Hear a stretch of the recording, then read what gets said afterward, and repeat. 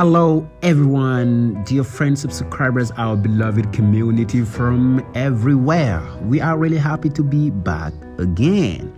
It's been a while, but we are back and couldn't be more excited. So we want to start by saying a huge thank to all of you who have been patiently waiting for new content. Your support means the world to us.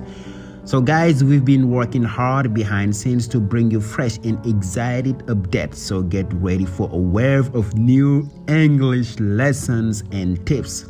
Whether you are a beginner or looking forward to upgrade your English skills, then you are on the right place. So guys, stay tuned and hit that notification bell because the journey is about to get even more amazing and more exciting. So guys, let's learn, grow, enhance, and explore the English language together once again.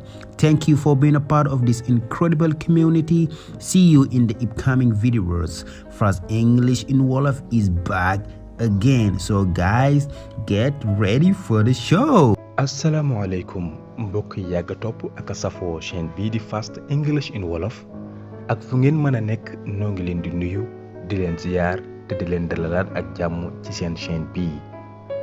Mbokk yi ab diira ngi déggu leen fenn Fast English in Wolof ñu ciy jéggalu suñuy soppe ak ñi ñu daan teewlu saa su ne te di jaajëfal ñi ñu daan soññ ak a nemmeeku waxtu wu ne.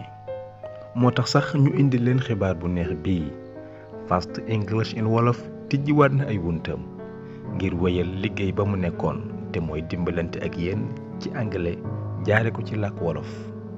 kon nag pare leen yéen ñu doon xaar Fast English in Wolof wala sax yow mi ñuy doog a dab tey aboneel te bës cloche bi ngir ngay mën a jot bépp vidéo bu ñu dugal. Fast English in Wolof dellusiwaat na.